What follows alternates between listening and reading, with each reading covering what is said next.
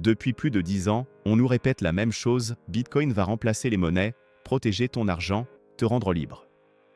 Alors la question est simple, si Bitcoin survit, mais qu'on ne peut rien acheter avec, qu'on est lourdement taxé à la sortie, et que les risques sont énormes, est-ce encore un bon investissement? Le discours est bien connu, Bitcoin est rare, Bitcoin est décentralisé, Bitcoin va remplacer l'euro et le dollar. Ceux qui en possèdent peu aujourd'hui seront les gagnants de demain. Sur le papier, c'est séduisant.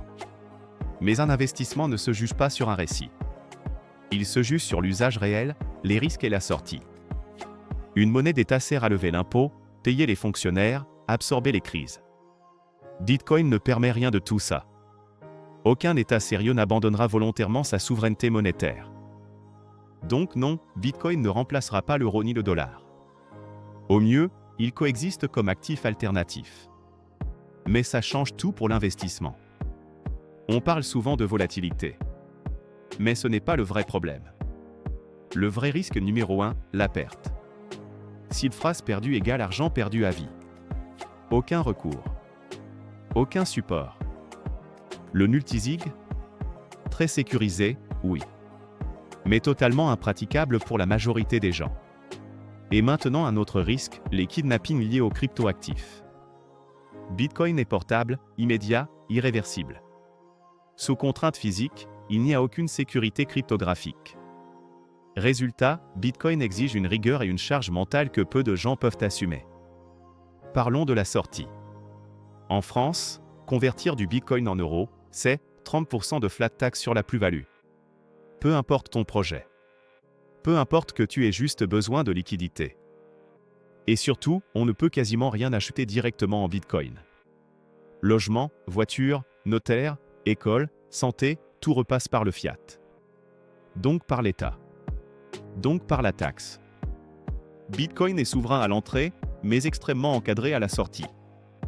Techniquement, c'est faux. Des États coordonnés peuvent créer une blockchain en proof of work, y injecter une puissance de calcul massive, l'imposer à toutes les dépenses publiques. En quelques années, ils obtiennent une blockchain sécurisée, massive, légale, adoptée par contrainte. La force de Bitcoin n'est pas technologique. Elle est idéologique. Une fois tout retiré, il reste 3 usages possibles, assurance extrême gel bancaire, fuite d'un pays, effondrement monétaire local.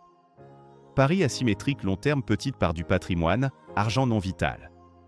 Position idéologique indépendance, neutralité, défiance envers les États. Mais ça ne fait pas un bon investissement classique. Soyons honnêtes, si tu vis dans un pays stable, si tu veux utiliser ton argent, si tu veux limiter les risques, si tu veux une fiscalité lisible, Bitcoin n'est pas un bon investissement. Ce n'est pas une monnaie. Ce n'est pas un outil de paiement. Ce n'est pas fiscalement optimisé. C'est au mieux une assurance coûteuse sur un futur incertain. Et une assurance, ce n'est pas censé être ton plan principal. Le problème avec Bitcoin, ce n'est pas la technologie. C'est la promesse qu'on lui fait porter. Et toi, tu l'achètes pour investir ou pour te rassurer?